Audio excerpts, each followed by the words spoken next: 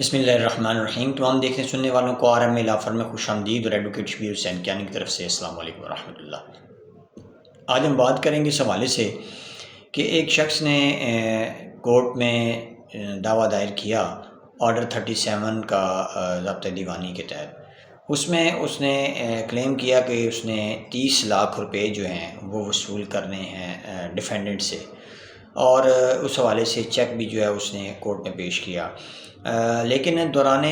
جرا جو ہے یہ امر سامنے آیا کہ وہ شخص جو ہے اس کی کوئی زمین جائیداد بھی جو ہے نہیں ہے، اور نہ ہی اس کے اکاؤنٹ میں کوئی اماؤنٹ موجود ہے۔ تو اس حوالے سے جب یہ کلیم کیا گیا تو اس کا دعویٰ جو ہے وہ ڈگری تو ہو گیا، لیکن جب ڈیفینڈنٹ سائڈ نے اپیل کی اور معاملہ ہائی کورٹ میں گیا تو ہائی کورٹ نے اسی پوائنٹ پر کہ اس کی کوئی جائیداد بھی موجود نہیں ہے اور اس کے اکاؤنٹ میں کوئی پیسے بھی موجود نہیں ہیں، تو اس بیس پر ڈیفینڈنٹ کی بات کو مان لیا گیا کہ جو مدعی ہے جس نے کیس کیا ہے اس کی حیثیت نہیں تھی کہ وہ 30 لاکھ روپیہ جو ہے وہ دیتا اور اس کی بیس پر ڈیفینڈنٹ سے یہ مدعا علیہ سے جو ہے وہ چیک وصول کرتا، اور اس نے کوئی کاروبار بھی نہیں کیا۔ اس حوالے سے اسی بیس پر ہائی کورٹ نے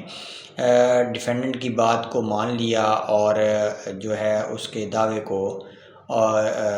جو مدعی کا دعویٰ تھا اس کو خارج کر دیا اسی گراؤنڈ پر۔